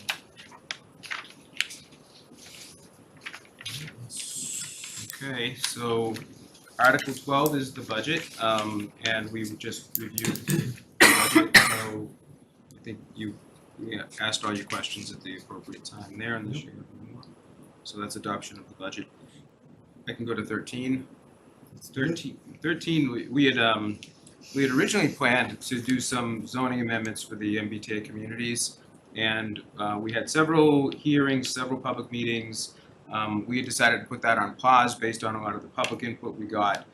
The aim is to have that on for November now, but Andrew and the planning staff thought they needed some technical assistance, perhaps more consulting support. They did get grants, but they're asking for a little bit more to get us through this project. So $75,000 is the ask on that, and included some background there.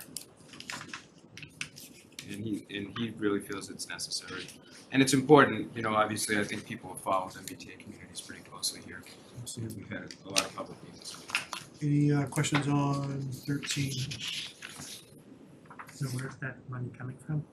Free cash? Probably free cash, yeah, I'd say. Free cash. Okay. Any questions, Jeffrey, thanks. Any other questions on 13? All right, we're good. And 14, I was gonna talk a little more about this. This is the Haven Street infrastructure, but in talking to Chris Cole and Ryan, the town engineer, I think we're gonna postpone, we're gonna ask for indefinite postponement on that one. Some of the costs are a little volatile right now. We're still waiting for some accurate grant money to come in. So we didn't want to go and ask town meeting for a certain amount for borrowing and then have to come back later and ask for more. We think by November we'll be in good shape there. So we're not asking for that article to be funded at this time. And then as far as you're concerned, Article 15 is just an easement for RMLD for the gazebo circle pump station. And Article 16 is the typical removal of town meeting members. So those were all the financial articles. You changed the wording on that one? Did I what? Have we changed the wording on the motion for attendance? Every year it's a torture. Oh, yeah. Tied up in knots. Yeah, I do remember that coming up. We'll see. Hopefully it'll be more clear this time, I think. So I'll check with Laura. Alrighty, so are we ready to vote on these? We have to do the roll call. We have to roll call How it. many, is it just Andrew and Zoom? Just It's every- only Andrew on Zoom. 1, 2, 3, 4, 5, 6, 7, 8, 9, 10. There's 10 of them. Are you intending? And I'll assign them as we go along. Now's when you really need your vice chair to. I know, and now Joe's sick. Motions, yeah. Are you also So- gonna vote on the spending scorecard as well? Yes. So you do the We'll articles first? we'll do 9 last.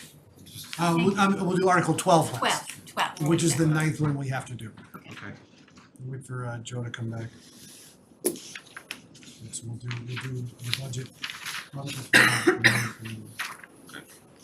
gonna do the budget first?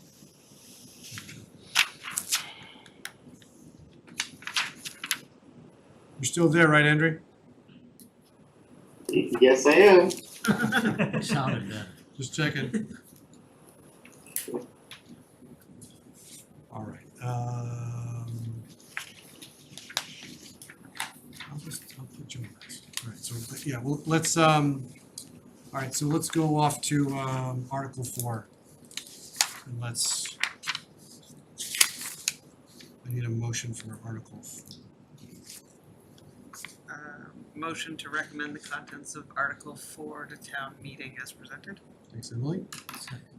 Thanks, Mark. I'll do Joe last. We'll do a roll call. All right. So Andre. Joe. Emily.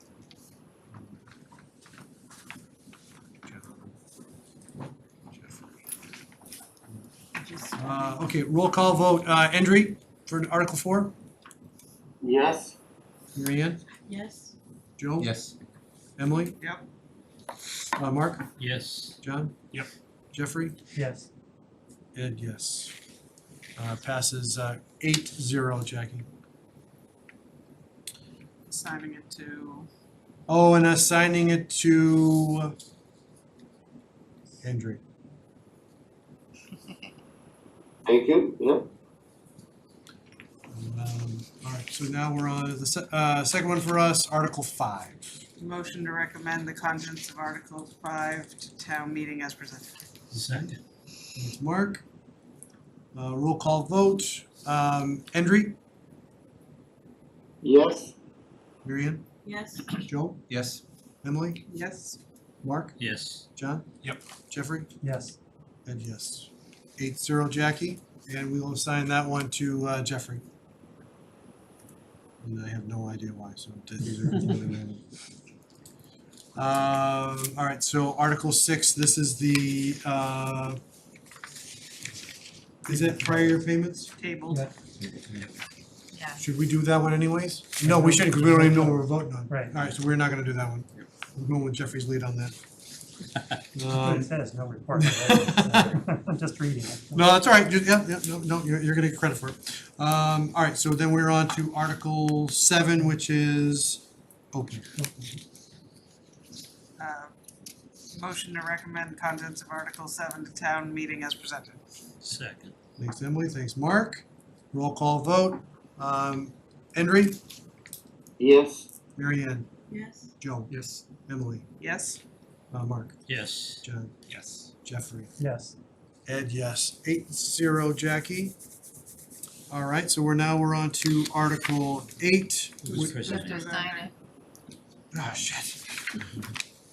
We'll put that in the meeting minutes. We will give that one. Who's the first one that ratted me out? I'm gonna go with John. I think John said it first. All right, so, so now we're on to Article 8, which is 40R. We have to, and there's nothing there. 9 Coolidge alarm. So now we're on to 9 Coolidge Alarm. Motion to recommend the contents of Article 9 to town meeting as presented. Second. Thanks, Emily. Thanks, Mark. Roll call vote. Andre? Yes. Mary Ann? Yes. Joe? Yes. Emily? Yes. Mark? Yes. John? Yes. Jeffrey? Yes. Ed, yes. 8-0, Jackie, and I'm assigning it to.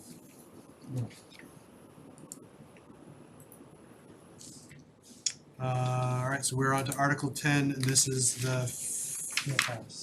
the bundle full of laughs, field house with 14 parts. So are we gonna take it as 2 parts?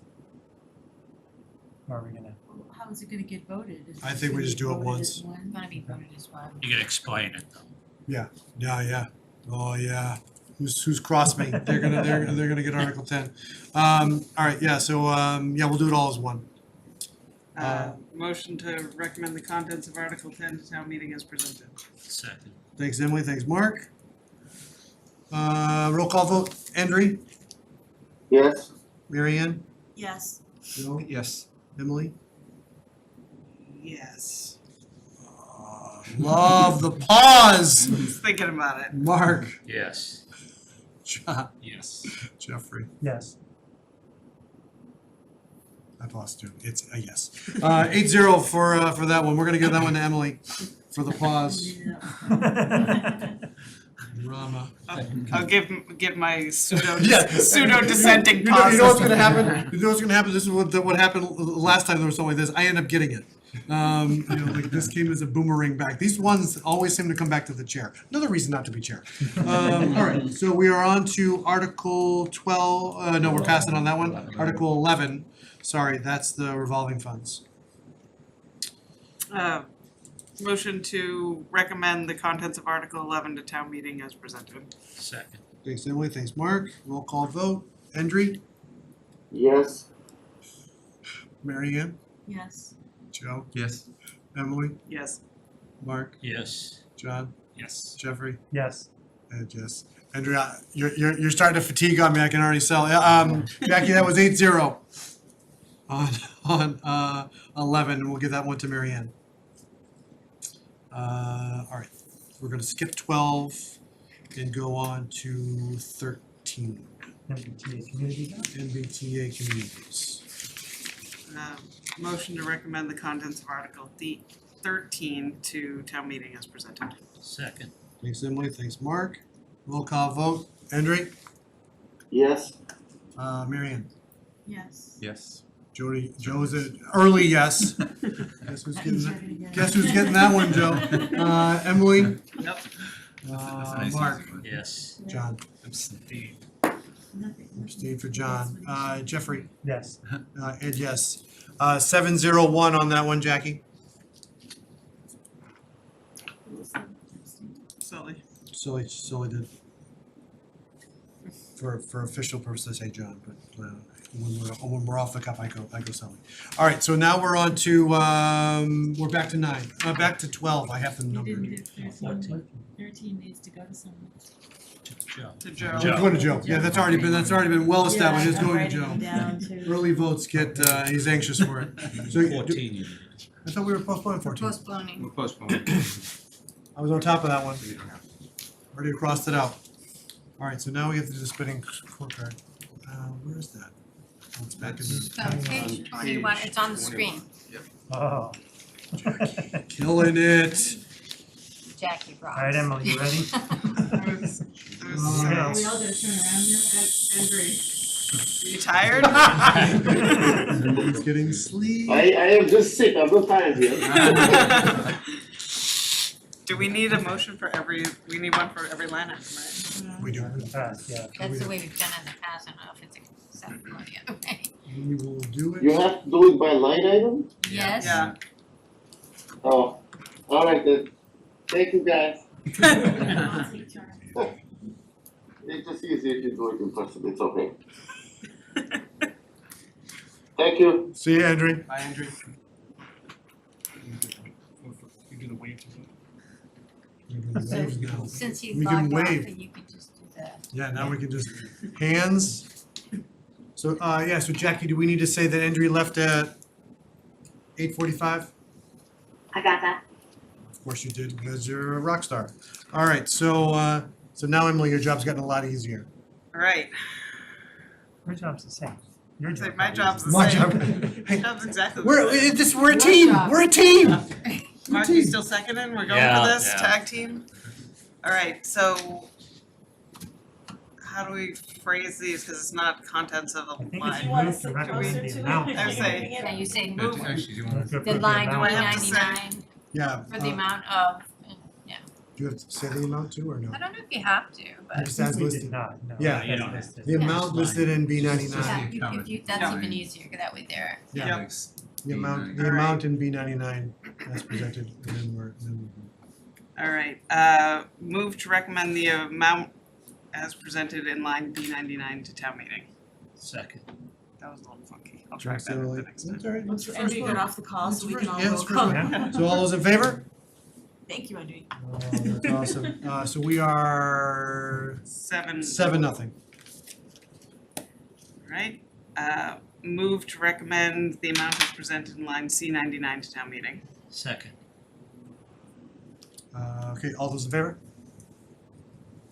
None opposed, 7-0, Jackie on that one? I don't know why this is so hard. Move to recommend the amount presented in line D99 to town meeting. Second. All those in favor? None opposed, 7-0, Jackie. Move to recommend the amount presented in line E99 to town meeting. Second. All those in favor? 7-0. F99. Move to recommend the amount as presented in line F99 to town meeting. Second. Thanks, Emily. Thanks, Mark. All those in favor? None opposed, 7-0. G91.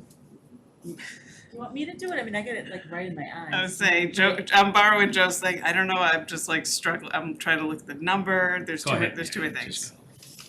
Marianne, do you want to take over? I'll try it. So, let me just move to approve the amount in line G91 as presented. Second. Recommend, I'm sorry.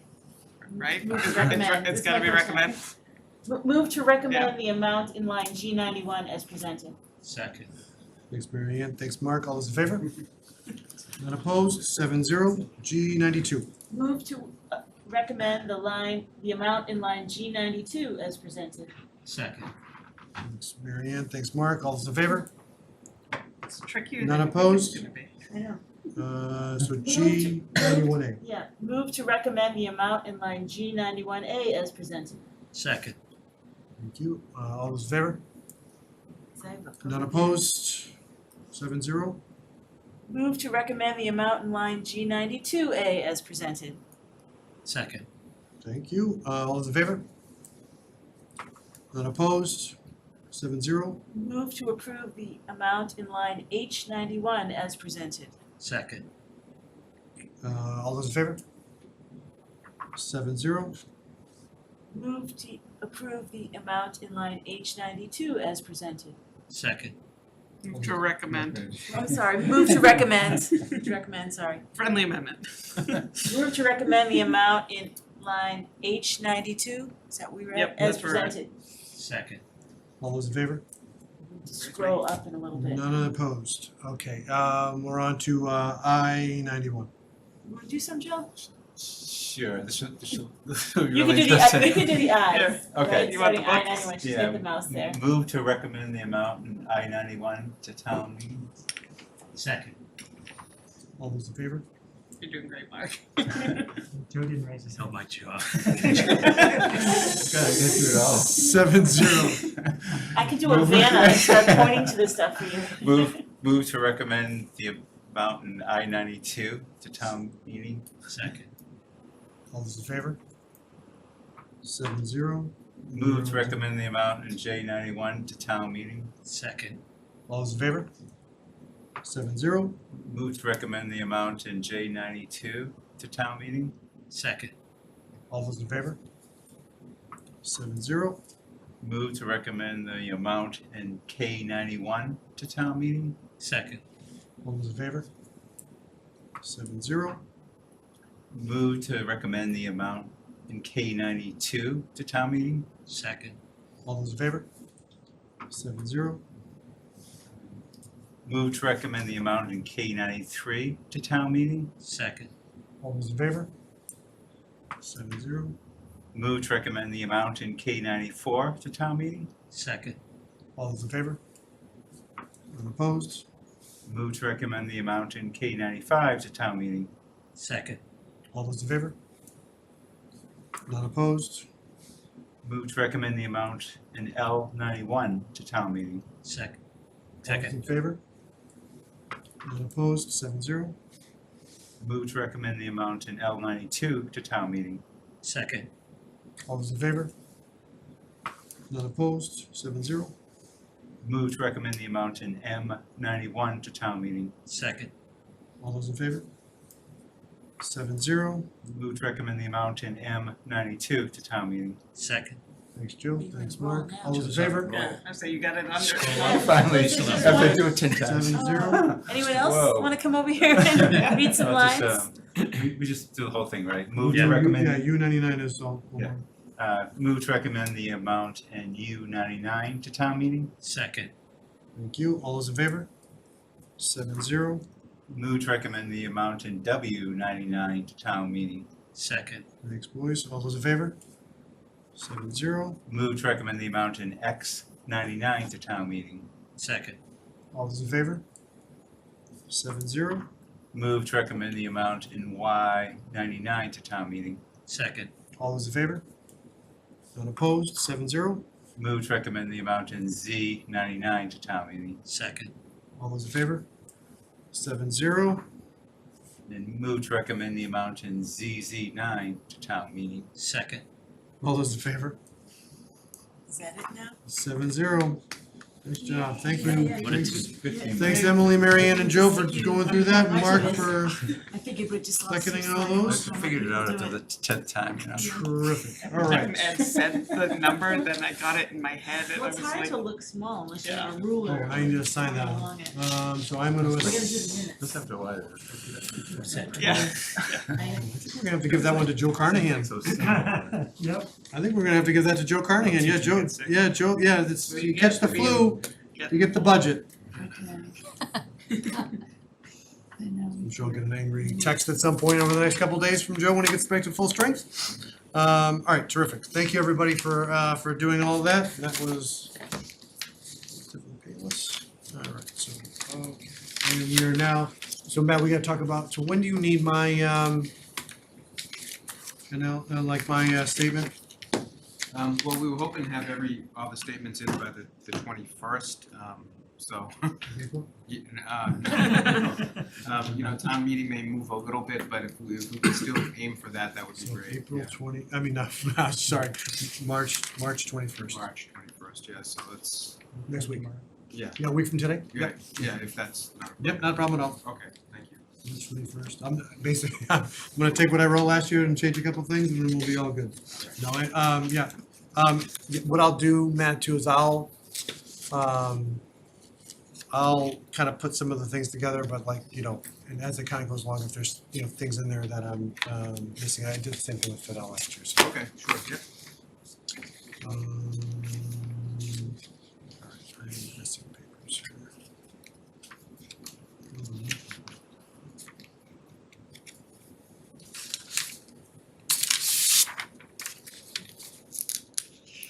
Oh, there it is. Sorry. All right, so we did, discuss and vote. We did FinCom report, future agendas. I think our only meeting is possibly if we have to revote. If they reopen. If they reopen the warrant, right, then possibly. and then we'll have to do that. Outside of that, we don't have anything, No, we're not posted until town meeting. yeah, you don't need to meet next week, I don't think. Well, we're posted for the Killam thing. Oh, we're posted for the Killen thing, but not, we don't have a regularly scheduled. We're not making the agenda. I mean, the only way you'd have to vote is if something changed, like say I got a prior year's bill. Prior and year's then bill. voted on that or something like, or we got the money from the smart growth stabilization and you want to. I would say. Exactly. Sometimes we meet right before the meeting. That was done. Yeah, if that should happen. Yeah, I don't mind skirting a precinct meeting. What'd you say? I don't mind skirting a precinct meeting. Oh, yeah. I'm the precinct clerk, so I gotta be there. So do we leave next week's meeting on the agenda, on the plan and on the calendar until Monday and then? I don't know. it's on I don't Monday, even and get then- a meeting notice for next, do we have a meeting notice for next week? It was a whole It's day. it's just a placeholder. We had a placeholder That's why because we were get good, through we it did tonight. more tonight, because we did all the warrant articles tonight. I don't think you need it necessarily. I mean, I don't mind spending time with you guys, but we don't need it. Right, yeah, so we don't need, so we're free for next Wednesday night, which is good. Okay.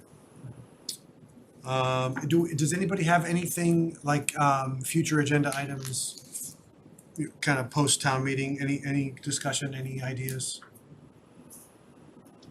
Survive town meeting. first. 100%, surviving town meeting is paramount. So, yeah, I don't think we've gotten anything, no one's reached out to Joe or I to present or anything like that, but, I'll revisit and then I'll circle back with you too, and then if we have to disseminate something, we'll disseminate out too. One thing that comes to mind is at the end of the fiscal year, sometimes we'll meet in case there's needs for FinCom reserves, we say something comes up Yeah. that we didn't. Like what was it, like the fire engine one, yeah, last time, was that Yeah, last some- last time? Yeah, I think it Sometimes was. things like that, or if overtime for some reason at the end after April ramps up for some reason and we need money. I remember one year when we had that fire over there, that was, you know, Oh, yeah. right, yeah, yep. Could we ask to have RMLD come and present something? I think great idea, we should have our multi come in.